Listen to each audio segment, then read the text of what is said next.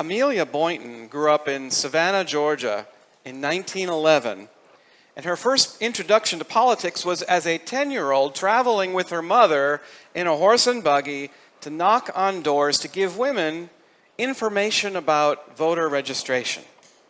Her mother was passionately committed, even though the leaders of the suffragist movement were not equally committed to her right to vote. After Amelia graduated from Tuskegee University, she began working as a county extension agent, teaching black farmers better farming methods, as well as lessons on financial, educational, and political strength as she and her husband traveled down dusty dirt roads deep in the rural backwoods of Dallas County, Alabama. Empowerment was their reason for employment, but also their vocation. Because in the 1950s, they worked to revitalize the Dallas County Voters League, trying to get more black people on the voting rolls. And in 1964, Amelia ran for Congress. Her motto was, "A voteless people is a hopeless people." She challenged a white incumbent, the first African-American woman in Alabama to do so, and earned 11% of the vote. But how many black people were registered in that county? 5%. So progress was being slowly made, but white citizens weren't going to stand for any of it and began a brutal crackdown. So Amelia reached out to national leaders for help, and in January 1965, Selma became the epicenter of a national campaign. Now, the whole story is wonderful and too long and too complicated to fully tell here, but suffice it to say, those local efforts led to a confrontation known as Bloody Sunday. It was 60 years ago, a week from Friday. And September, many of us are going to walk across that Edmund Pettus Bridge, where Amelia marched in the front rows of a line of 600 protesters intending to march 50 miles to the state capitol in Montgomery. But as Amelia recounted, as they crossed over the bridge, I saw in front of us a solid wall of state troopers, shoulder to shoulder. Gas masks covered their faces, and they held billy clubs and cattle prods and guns. When marchers refused to turn around, troopers advanced with a hateful precision that spared no one, like Amelia, who was beaten unconscious and spent the next 2 weeks in the hospital. As many of you sitting here know yourselves, it was an event so horrifying that people around the country who didn't think this was their issue spoke up and rose up to demand change. And that afternoon, in a church overflowing with traumatized people, a man recounted, "I was out on the bridge today because I thought it was right. But while I was on the bridge, Sheriff Jim Clark came to my house and tear-gassed my 80-year-old mother." And he added, "And the next time he comes to my house, I'm going to be ready." Despite efforts by Martin Luther King Jr. to get them to express love and forgiveness for their attackers, that afternoon the people in the church were not feeling love for Jim Clark or any of the white authorities. Malcolm X had spoken in the same church just a few months before, and he said, "I don't advocate violence, but if a man steps on my toes, I will step on his." So to follow the logic of Jesus' teaching today in the gospel, would he advise Malcolm, if a man deliberately steps on your toes, hold out your other foot? Jesus has a lot of hard sayings, and among them, turn the other cheek is one of the hardest. And it sounds lovely, until it's confronted by the cruel inhumanity of people like those state troopers acting on the orders of the governor. But actually, Jesus knew something about this. as his people faced down the cruel inhumanity of Roman soldiers ordered to act by the emperor. But hear this, Jesus didn't say, just take it. He taught them a form of creative, nonviolent resistance. If someone slaps you, their intention is likely not to do bodily harm, but humiliation. And therefore, if you turn your other cheek, it means you refuse to be humiliated. The victim takes control and dares the offender to do it again. And imagine being in the crowd that Jesus was speaking to, people used to being treated inhumanely, forced to just take it. What did they hear Jesus say? Was it, be a doormat? Or Jesus said, if someone takes your coat, perhaps it's robbery, but more likely the crowd's experience was of a soldier commandeering their property, which Rome permitted them to do. And poor people would often only have one coat and one undergarment, meaning if you took off both your coat and your undergarment, you'd be standing in front of them naked. But in their world, standing in front of someone naked doesn't humiliate the naked person. It humiliates the person who sees. And again, it says to the perpetrator, I refuse to be your victim. Being a beggar must be embarrassing. An experience many in the crowd listening to Jesus knew intimately.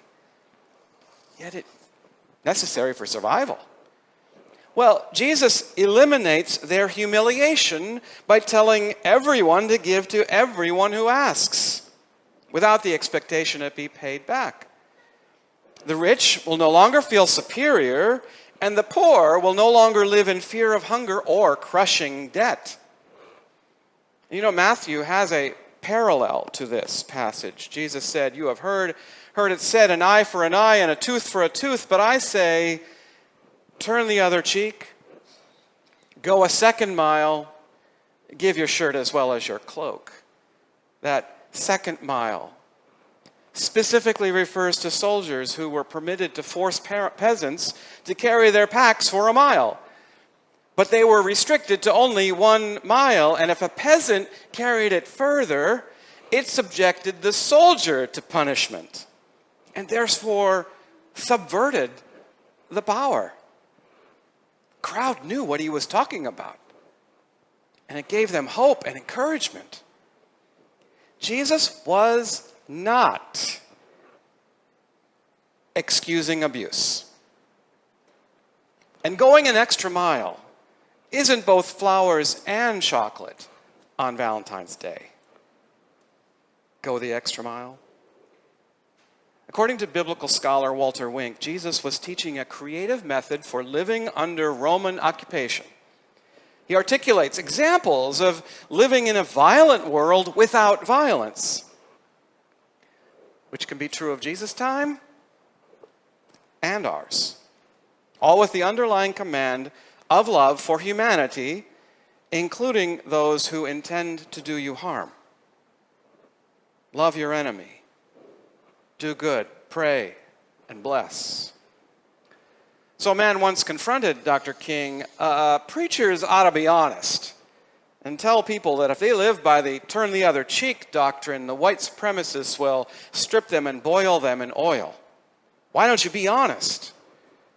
Admit that love is impractical today. I mean, sure, Jesus lived it. It's the ultimate ideal. But there are times when a person must stand up and fight fire with fire. King countered, love is not weak. It is not the pious injunction of a utopian dreamer, but a practical necessity for the survival of civilization. To return hate for hate does nothing but intensify the experience of evil in the universe. The aftermath of fight fire with fire is bitterness and chaos. Or as Gandhi said, an eye for an eye for an eye for an eye just leaves everyone blind. But, King said, the aftermath of love is reconciliation and the creation of a beloved community. Force, physical force, can repress, restrain, coerce, and destroy, but it cannot create. It cannot create anything permanent. Only love can do that. Julio Diaz walked off the train one night onto a deserted platform when a teenage boy pulled out a knife and demanded money. Diaz handed him his wallet. As the boy began to walk away, Diaz called out, "Hey, wait a minute, you forgot something. If you're going to be out here all night robbing people, you're going to get cold. Here, take my coat to keep warm." And the boy looked at him like he's crazy and asked, "Why are you doing this?" "Well, if you're willing to risk going to jail for a few dollars, you must be really hungry. All I was going to do is go get some dinner with my money. Hey, why don't you join me?" And they walked to a diner together. And they sat in a booth. The manager came over to say hi, and the dishwashers walked past and called him by name, and waiters stopped to chat like they were friends. And the boy said, "Well, do you own this place?" He said, "No, I just try to treat everyone the way I'd like to be treated." "Weren't you taught to do that too?" "Yeah, but I didn't think anyone actually did it." When the check came, Diaz says, "I don't have any money. I guess you're going to have to pay. But if you give me my wallet, I'm happy to treat you." And the teen didn't even think about it. He just handed over the wallet. And Diaz gave him $20 and said, "I hope this helps you. Can I have the knife too?" And the boy just handed it over. Jesus consistently taught that the reversal of fortune does not come from violence, but through love, even and perhaps especially love for those doing it. Love your enemies. In this specific passage, Jesus is saying, let's figure it out. Let's figure out how to undermine violence without violence, using love. Extreme love. Extreme love is creative. Extreme love is subversive. Extreme love seeks out ways to reverse the harm and humiliation intended by oppressors. To turn the other cheek is not passive or weak, but it is a way to subvert violence with creativity and persistence. Ain't that what we need today? For example, are trans people just supposed to suck it up and disappear and be okay with it? Are we supposed to just watch it happen? Turn a blind eye? What if instead we got together and worked to figure out how to turn the other cheek? What that really means. And are people of color supposed to just say, well, I guess we had a few good years of equal, kind of, sort of, almost equal opportunity? Are we going to turn a blind eye as rights and protections are ripped away? What if instead we turn the other cheek? To subvert the violence with creativity and persistence. And are families and businesses that were destroyed by hurricanes and wildfires and floods supposed to just pull up their own worn out and wet bootstraps? Perhaps Jesus would advise them to turn the other cheek.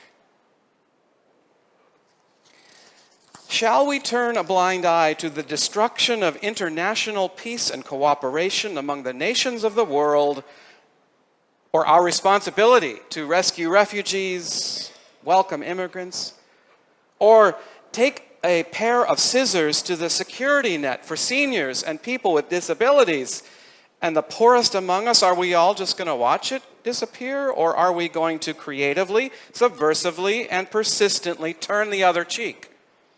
Because like God, we love the world so much.